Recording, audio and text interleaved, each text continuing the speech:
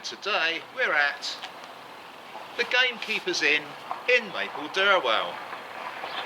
Now the Gamekeepers hasn't always been a pub. In 1841 it was built as a cottage, but by 1854 it had changed its use to a pub, and the pub was called the Queen's Head.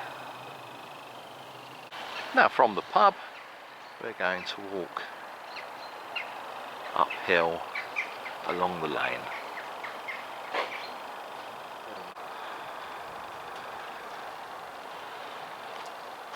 No berries on the holly yet. Just past Webb's farmhouse we're going to pick up a footpath on the right. Another nice timber frame cottage there. And it's literally right by the farmhouse. Go down towards the back garden, there's a yellow sign. Oh, some lovely big apples on the tree there. Need picking. But the path takes you tight in down the side of the farmhouse. Bit of a view as we cross over our first stile.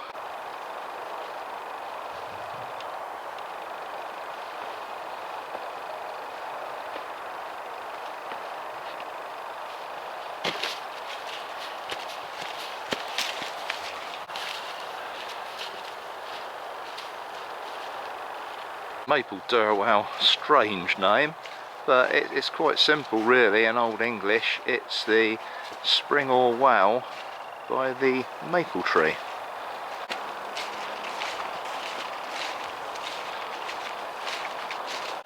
So in this area there are springs, and those springs help to feed the Basingstoke Canal, which they used to run through here. We'll talk more about that later.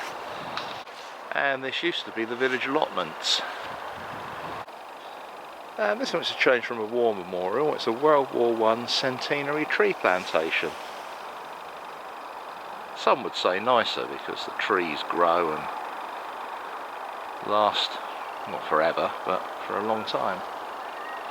Anyway, we carry on along the path until we come out on the lane.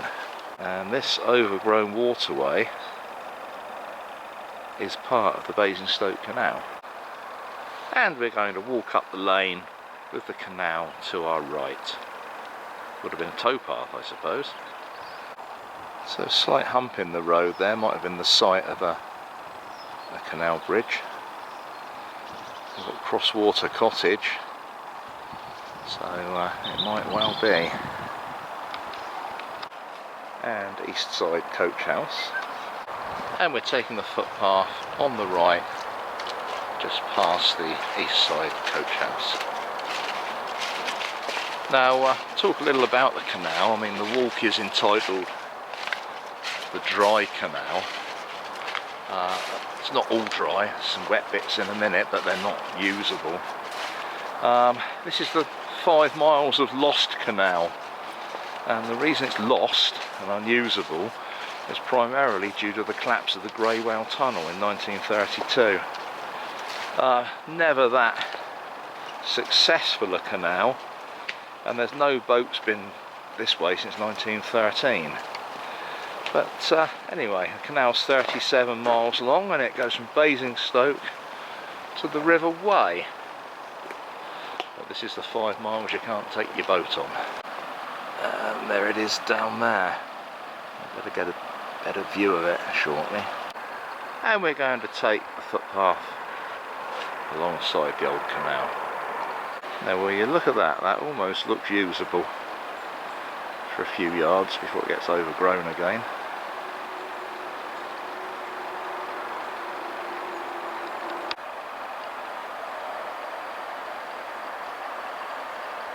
So we continue along the footpath until we get to the road.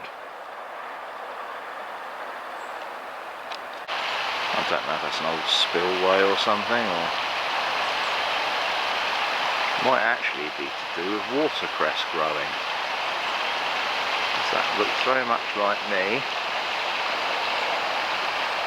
to me rather. could be watercress. Whether it's wild or someone's growing it, not sure. Well, we've come from here and we're going directly across the road. Rather nicely designed new houses there, very sympathetic to the area. And follow this footpath here. There's some tumulus in this field somewhere. Slight raise up there, whether that's part of a burial mound or something, I'm not sure.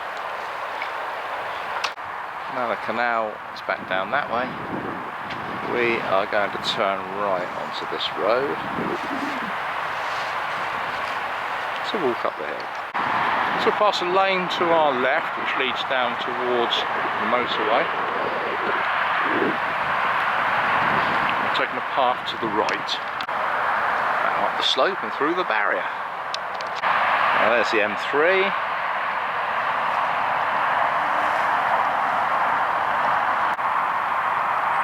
And the old ponies grazing over there. Now somewhere down there, lost in the undergrowth, is Little Tunnel Bridge, which is a Grade 2 listed culvert. And we carry on. Now I've seen videos where you can see part of the portal from here, but it's far too overgrown now and far too steep to go climbing down to have a look. We carry straight on along the path and we ignore any paths off. We're carrying on this path, not that one, but this one. And there's Basingstoke in the far distance.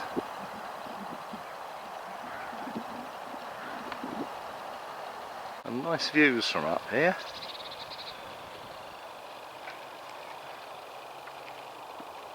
And lovely house tucked away in the quiet.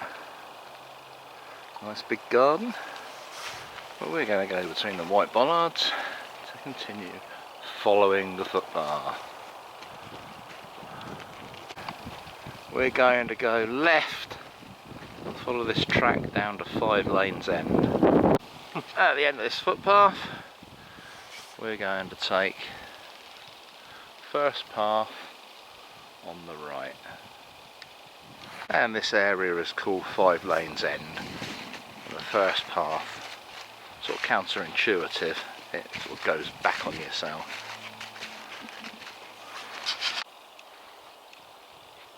These sheep are happy, plenty to munch on.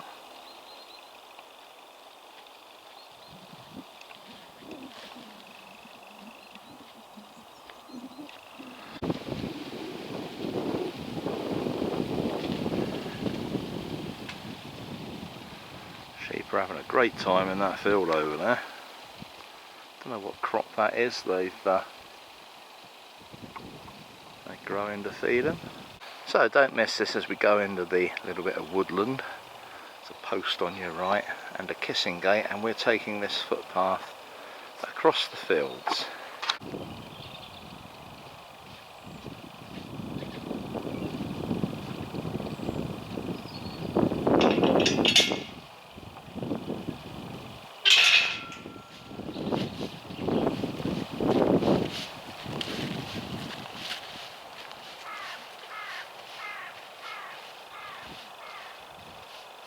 Here we have a choice. The agile can jump the fence.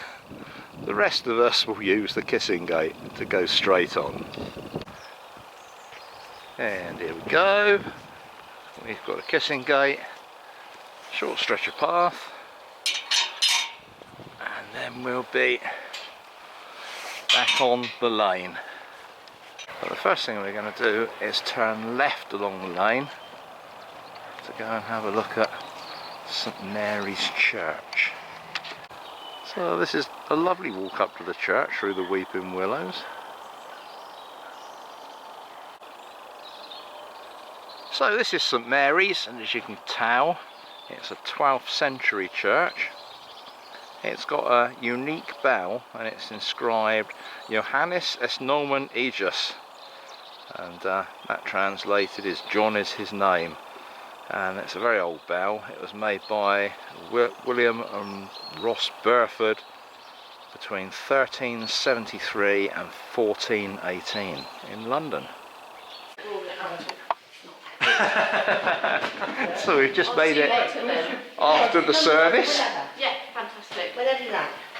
Gosh, what's the last book? If I go and I'll be in touch. Now this is a lovely 12th century church, and it is so warm that my lens steamed up earlier. So I had to give it a wipe. The remains of the congregation here from the morning service.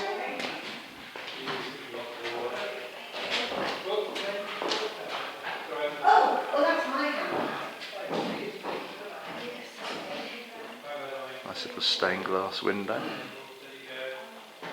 And that was the organ I heard from across the fields. Can you put the cushions up, Stephen? Sorry, I'll do that. Now this is a mystery flagstone that was under the map that we've just been shown, and nobody knows what it is. Presumably it's the burial place of somebody, but we can't tell. Could be anything. Lots of puzzled faces. And we leave the quaint and very warm little church through the side gate. The map has you go round the other side of it, but I didn't know about this side gate. This is the easier way to go. So depending on whether you've watched the video or not, depends which way you walk, I suppose.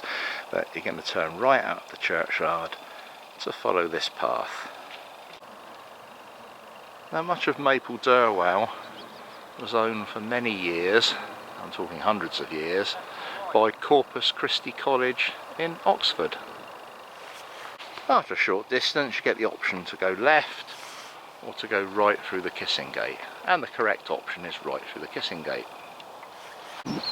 Trev marching resolutely on. He doesn't know where to go. I haven't told him. Oh, I have to get him going through the mud in a minute. Now we enter out onto another lane by a little pond, and we're going to turn right up the lane. Nice cottages if you look left, but we're not going that way, we're going right. Well, that's worth remembering if you're coming after a very wet season. It actually floods here. Ivy House, another little quaint cottage. We ignore any footpaths and carry on down the lane as it bends round to the right. Yew Tree Cottage.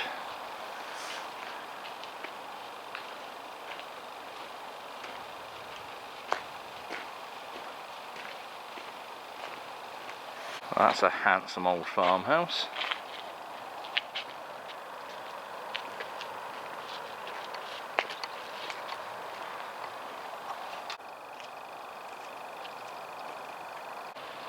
Another very nice pond. And at the post box, we're going to turn left up the Tunworth Road. And there on the right is the pub. So that was a lovely walk, around 4.5 miles. We saw the dry canal, had lots of water in it, not enough to float the barge. But anyway, I'm a bit peckish now and a bit thirsty, so we're going to nip into the Gamekeepers and have some lunch. Follow me.